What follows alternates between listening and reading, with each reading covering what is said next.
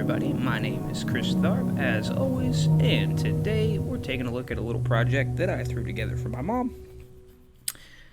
She had access to a PS4 previously through her boyfriend.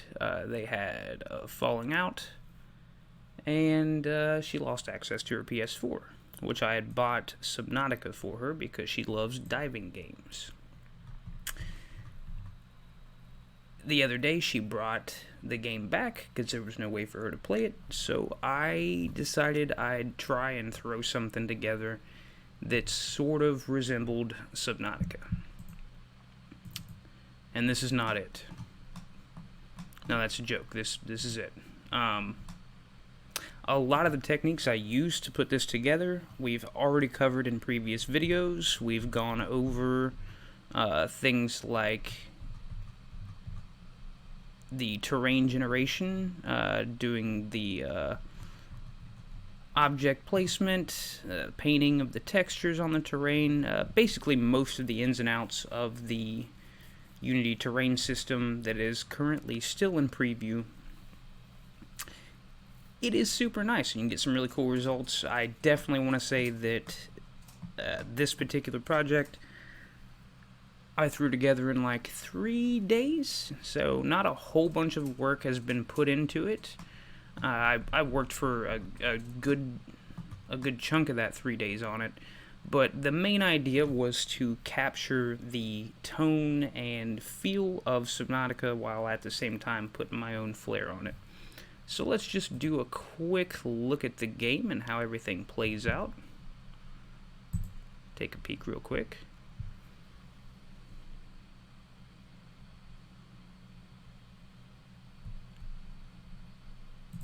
No, we have no audio. Let's try it again.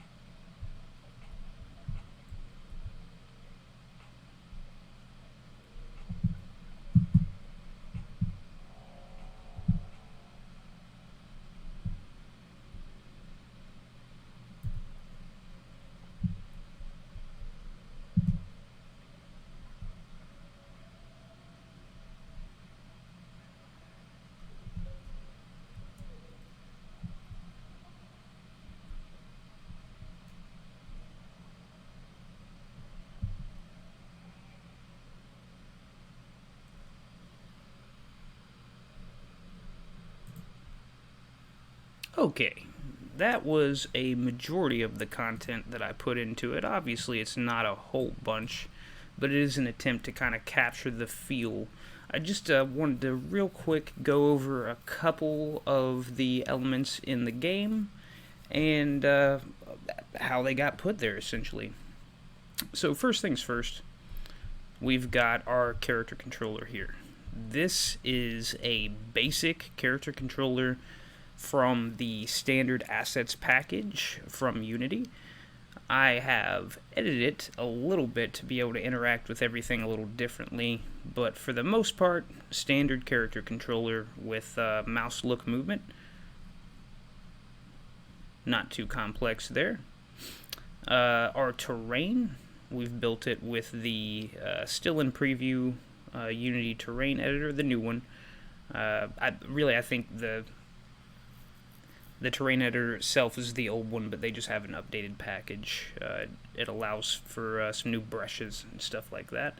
I really like it. Let's see here.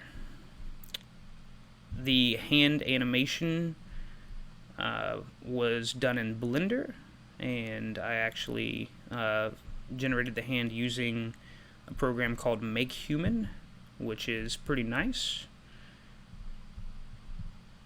Mushrooms I developed for a previous tutorial, just talking about the terrain generation, just world building in Unity. If you have not seen that video, I'd suggest going and checking it out.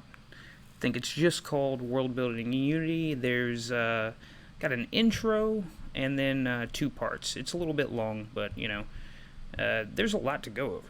It's crazy how complex this stuff can be when you really look at it. But you go step by step, and it all starts to click eventually. It's really not that bad, step by step. This little fish guy, also modeled in Blender, and then I actually did the animation for him in Unity because he's just got this little fin movement going on here. Snatch that up. Obviously, the tree assets are included in the standard assets for the terrain editor. I think this little guy is also included in the standard assets particle pack, and then I just added a goofy effect to kind of make it feel like there was water rushing over your face right there.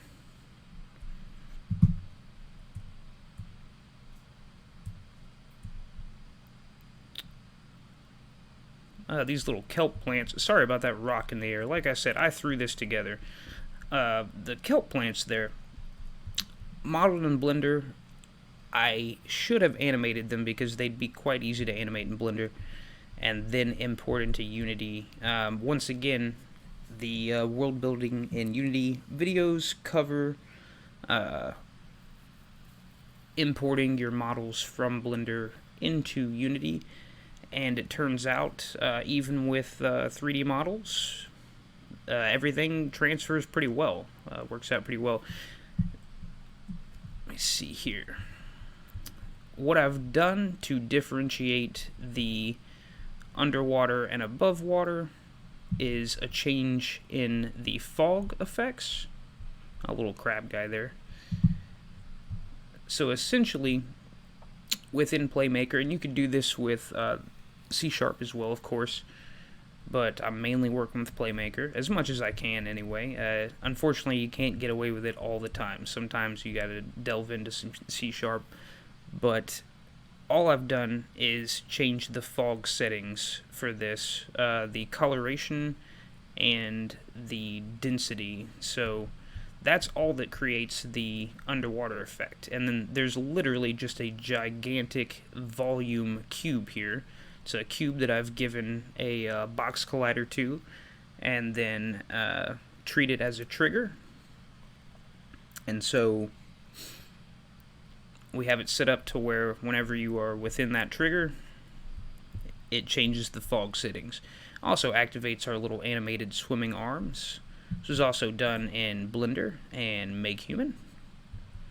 And not hard to do at all. The same techniques that we cover with the static objects transfer directly. Any animations that you do are transferred and built in, provided you use the FBX format.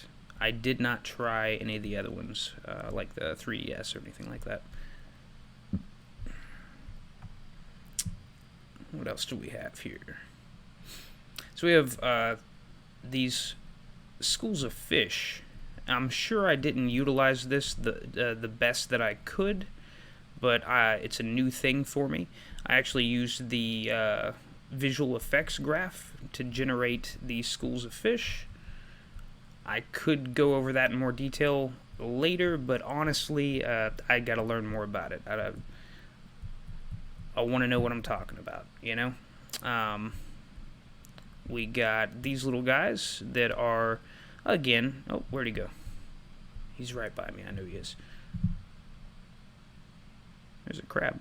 Again, modeled in Blender and then animated here in Unity, just using the keyframe animator. These guys are not part of, so I've got two different essentially spawners for the same look of fish. You have the schools and then you have a couple that'll just swim up on you. These guys are interactable. You can grab those up. You cannot grab the ones from the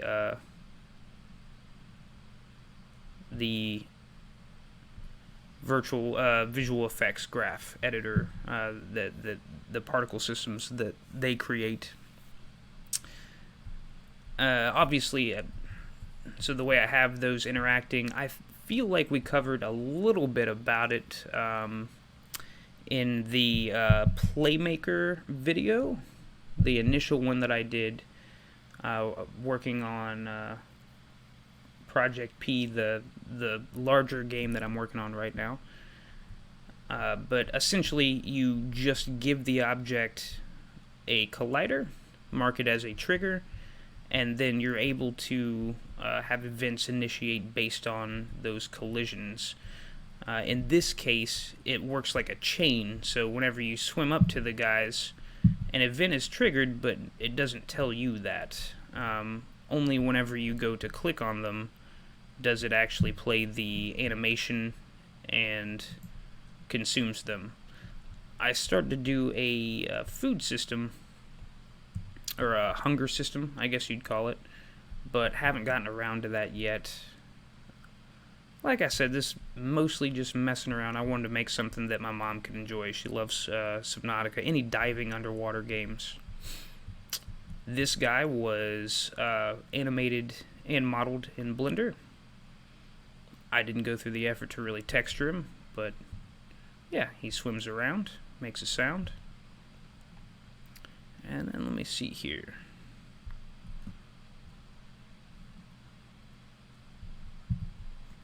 Lost my bearings a little bit. Oh, there we go. Red light. We'll swim down here. I've added some lights here, and I've animated them using the keyframe animator. Covered that before. I have another volume right here that triggers.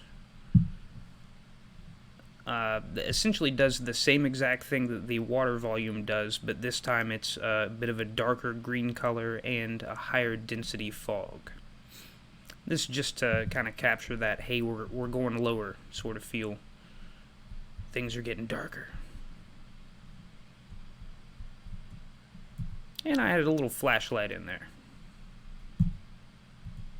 Oh, and I'm drowning. Alright, that's pretty much all there is to see in-game, but we can take a quick look at some of the more complicated things. Not that any of this is super complicated, but having been working since I've really jumped back into game development, so over the past 6 months, it's got to be getting close to now. Time's flying fast.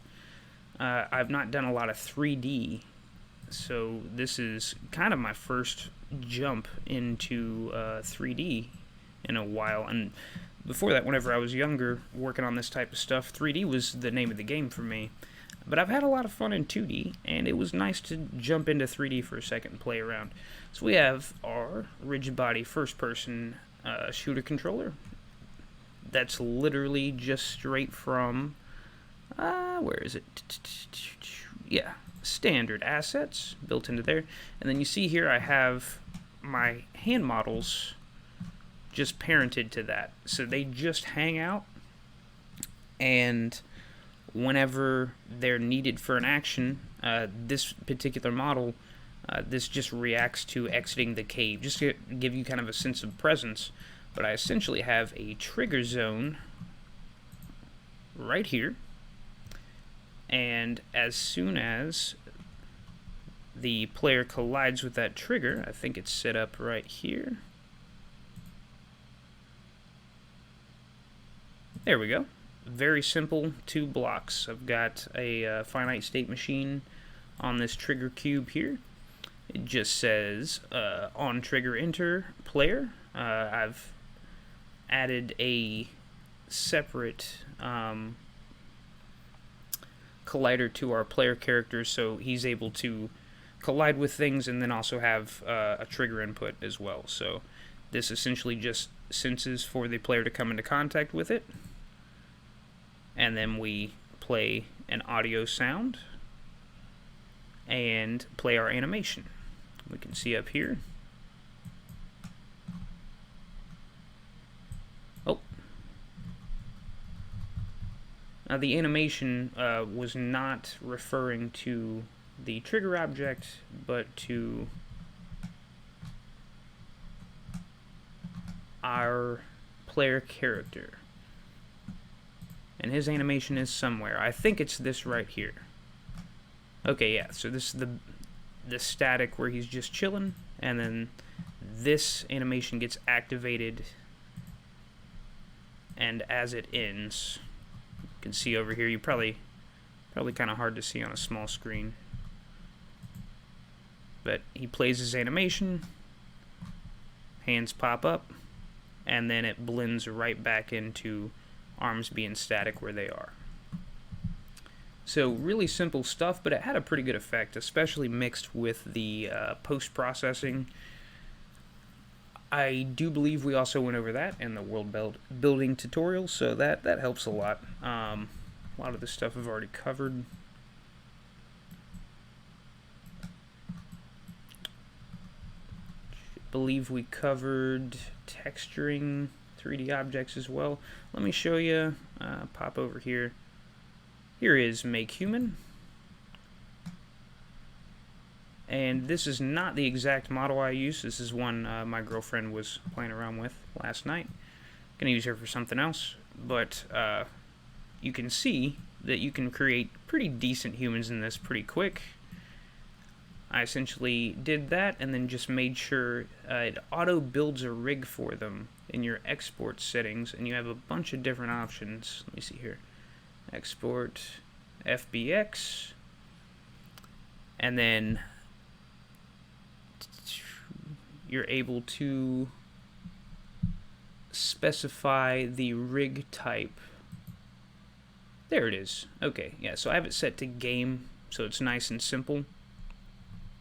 And all I did was I exported that as an FBX, and then I brought it over here into Blender. I have my blend file. This is set up for pretty much all the objects. So you can see the little fish that we were grabbing that was sitting in the cave there. Little angler guy. Where are we at? Here we go. Here's one. I have multiple ones. Instead of trying to specify the animations, I just created different objects and have those objects activate, autoplay their animation, and then deactivate themselves. It just felt easier for me. In a lot of cases, you can't get away with that. In this case, you can get away with it, and it's fine. So I've got my rig set up here, and I deleted everything except for the hands just to keep everything as simple as possible. If I go over into animation, be able to see what's going on. And I can hit, oh, this little guy not have his animation anymore. Oh, I see.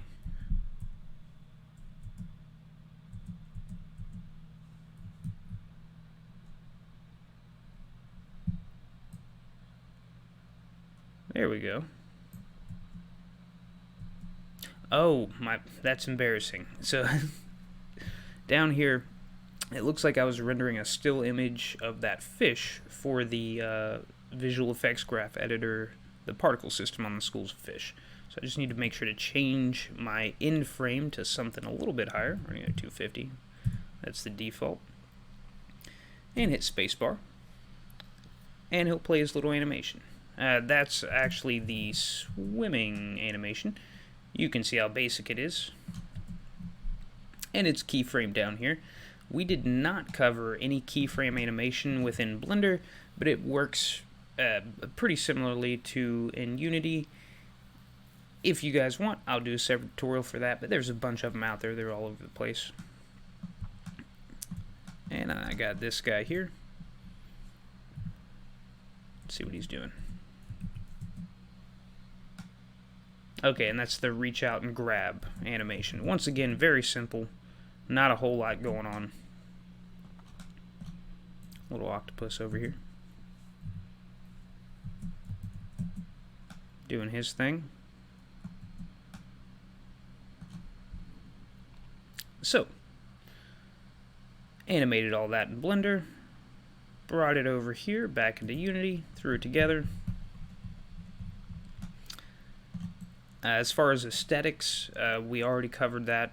You know, how to kind of shape out the land, how to plant your trees. We covered that in a previous tutorial. The actual systems here for the water change, I guess I could show you that real quick. It's not super complex. Alright, I think he's in here somewhere.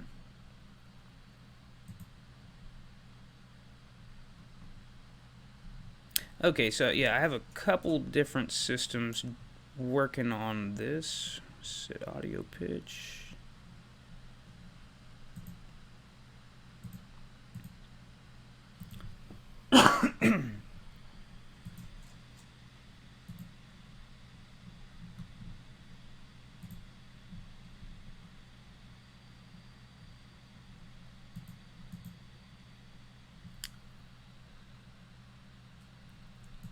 Oh, now I'm remembering. Okay, it's water V.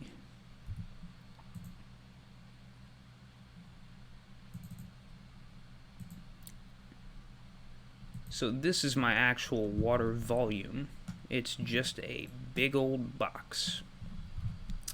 And then I have my main camera. So your rigid body controller here, your character controller, if you use the one I used, it's auto gonna have a capsule collider for collision with your environment. I put a separate collider over the camera and made it a trigger, so essentially it's able to sense whenever your head goes under the water. Then just made a little finite state machine loop here. Yeah, this is the one right here. So all that's happening, let's just expand that.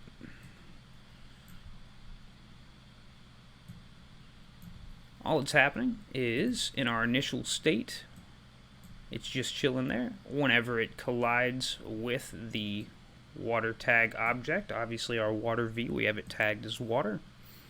We are changing our fog density.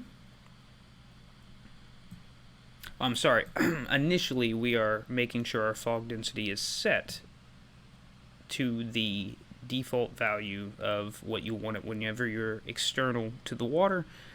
And I also, yeah, I guess I did a couple little tricks. I forgot about this. That was some of the more fun stuff.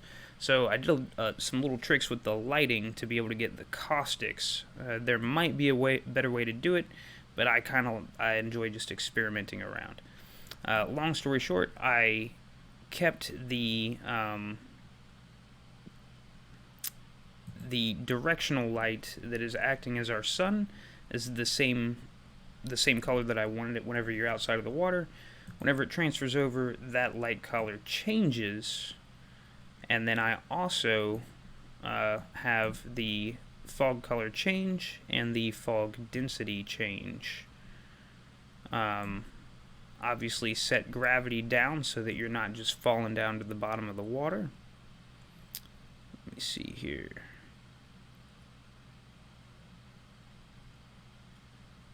Okay, I'd get to the air meter as well, but the caustics I thought were a really cool thing. So we've got our first-person controller here, and like I said, I'm sure there's other ways to do the caustics, but what I ended up doing was I added a light right above this guy.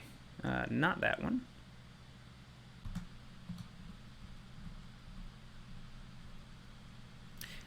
Yeah, so sorry about that. I added a light right above him that essentially just projects that caustic pattern downward. So that within, I don't know, like 100-meter area around you, you have that caustic pattern going on.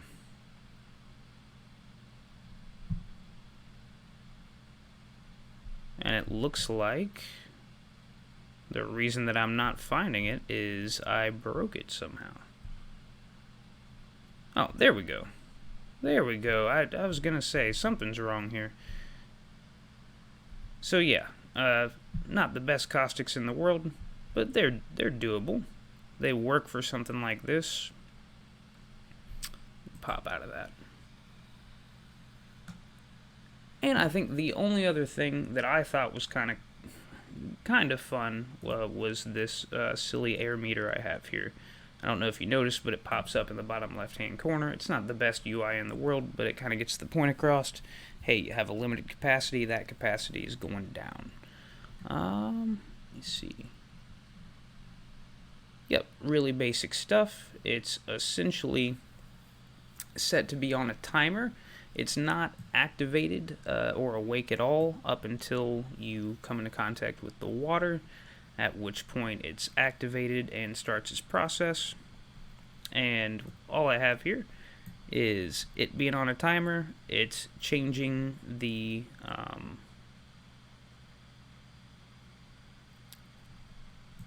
it's essentially affecting the animation of the little blue guy expanding and filling up the zone you have. Where'd that go? There he is. Little blue guy expanding out. And as it's doing that, it's going through a timer that matches up with that. And the whole time, obviously the end result is you dying, but something that I thought was kind of cool about it was you have to have an exit point for each of those in case you exit the water in time.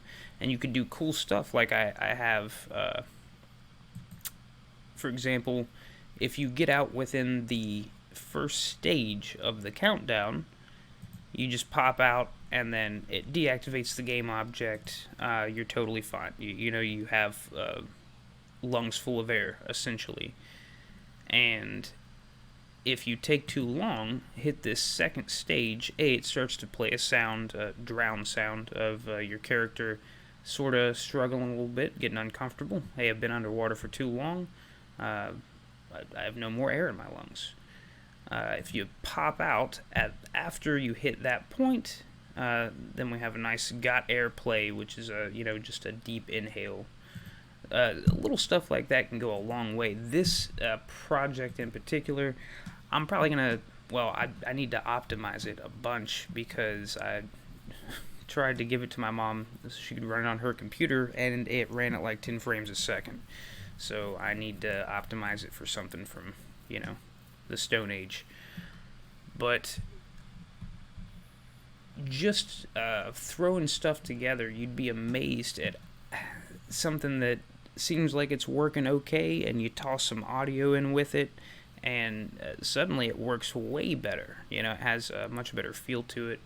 And even something like that little air meter, originally I just had it if you were underwater, then you drowned for underwater for too long, but that didn't really give you an idea of what was going on, and it didn't feel realistic because while you don't have a meter pop up in real life, you are aware of your lung capacity and how well you're doing while you're holding your breath.